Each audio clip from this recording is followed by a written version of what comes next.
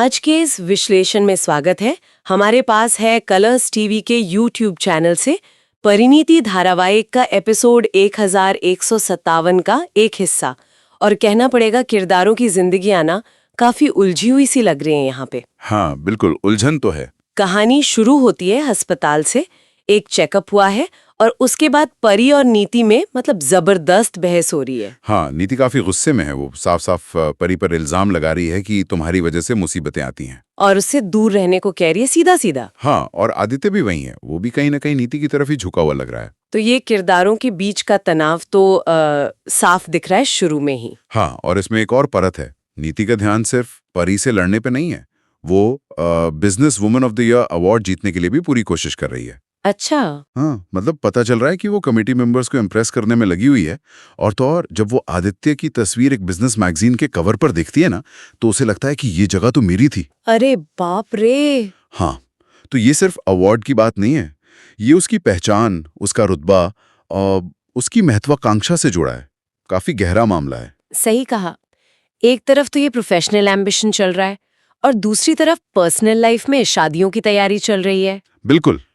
आदित्य की दादी हैं, वो उसे समझा रही हैं कि भाई अब आगे बढ़ो जिंदगी में, अतीत से निकलो। हाँ, और एक लड़की है प्रीत, उसकी फोटो दिखा रही हैं कि इससे मिलो। अच्छा, और उधर प्रीत के साथ क्या हो रहा है? बिल्कुल ऐसा ही कुछ। प्रीत की दादी, जिन्हें बेबे कहते हैं, वो भी उसकी शादी के पीछे पड़ी हैं। और मजे की बात, लड़का वही है आदित्य। क्या बात है। हाँ, पर प्रीत कुछ ज्यादा खुश नहीं लग रही इस आइडिया से, खासकर जब उसे अपने दोस्तों से आदित्य के बारे में कुछ शायद नेगेटिव सुनने को मिलता है। तो ये अरेंज्ड मैरिज वाला एंगल यहाँ भी है और शायद थोड़ी सी अनबन भी। हाँ, अनबन तो है और ये रिश्ते थोड़े थोपे हुए से लग रहे हैं।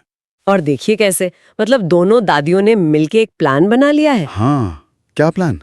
अगले दिन एक होटल में अवार्ड फंक्शन है और वहीं पर आदित्य और प्रीत की एक चांस मुलाकात करवाई जाएगी। अरे वाह, मतलब दोनों को पता भी नहीं चलेगा? प्रीत को तो बिल्कुल नहीं। उसे तो ये कह के भेजा जा रहा है कि भाई तुम्हें वहां काम से जाना है। कमाल की चालाकी है, लेकिन ऐसी प्लानिंग अक्सर गड़बड़ा जाती है। देखते हैं क्या होता है। कहानी में एक और किरदार है, निशा। हाँ, निशा। उसकी दादी उसके लिए रिश्ता लाई हैं। और निशा, वो तो गुस्से में लड़के की तस्वीर ही जला देती है। बाप रे, काफी बोल्ड स्टेप है। और उसकी माँ यानी नीति, वो अपनी बेटी का साथ दे रही हैं। कह रही हैं कि मेरी बेटी की शादी ऐसे किसी से नहीं होगी। अच्छा, तो यहाँ नीति का एक अलग ही रूप दिख रहा है। मतलब अपनी बेटी के लिए प्रोटेक्टिव। ये उसकी बिजनेस वाली महत्वाकांक्षा से काफी अलग है ना? हाँ बिल्कुल। अच्छा, इन सब प्लानिंग्स और इरादों के बीच थोड़ी किस्मत की बात भी हो रही है। किस्मत? हाँ। कैसे? एक पंडित जी हैं, वो आदित्य को अनजाने में एक काला धागा पहना देते हैं। काला धागा? हाँ, और वो धागा असल में उसकी पत्नी के लिए था, शायद परी के लिए। पंडित जी कह रहे हैं ये माता रानी की मर्जी है, भाग्य है। ओह, ये तो टिपिकल सीरियल वाला ट्विस्ट है, भाग्य का लिखा। हाँ, और ये भाग्य का खेल देखो आगे कैसे चलता है। परी और आदित्य दोनों एक ही टैक्सी में बैठते हैं। एक ही टैक्सी में? अनजाने में? हाँ, लगभग अनजाने में। और दोनों जा कहाँ रहे हैं? खुराना हाउस। खुराना हाउस। ये तो शायद वही जगह है जहाँ आदित्य रहता है और जहाँ दादी ने प्रीत से मुलाकात प्लान की है। वो एग्जैक्टली। सारे धागे अनजाने में एक ही जगह, एक ही पॉइंट पर आके मिल रहे हैं। ये तो बहुत ही दिलचस्प हो गया है। मतलब सब एक ही जगह इकट्ठा हो रहे हैं बिना जाने। और अंत में एक और बड़ी गड़बड़ होती है, या कहें गलतफहमी। क्या? ऐसा लगता है कि नीति फोन पर आदित्य के शादी के प्रस्ताव को ठुकरा देती है। आदित्य के प्रस्ताव को? क्यों? शायद उसे लगा कि ये रिश्ता उसकी बेटी निशा के लिए आया है, जिसके लिए वो पहले ही मना कर चुकी है।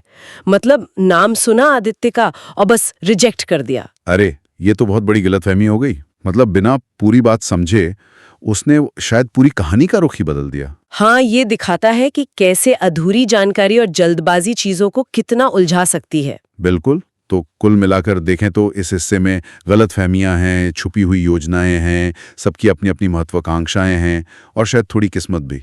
सब मिलकर एक बहुत कॉम्प्लिकेटेड सिचुएशन बना रहे हैं। हाँ, एक तरफ प्रीत और आदित्य की वो अनचाही मुलाकात की स्टेज सेट हो रही है, दूसरी तरफ परी अनजाने में ही सही आदित्य के करीब पहुंच रही है। और इन सब के बीच में है नीति, अपनी एम्बिशन और अपनी अनजाने में की गई गलतियों के साथ।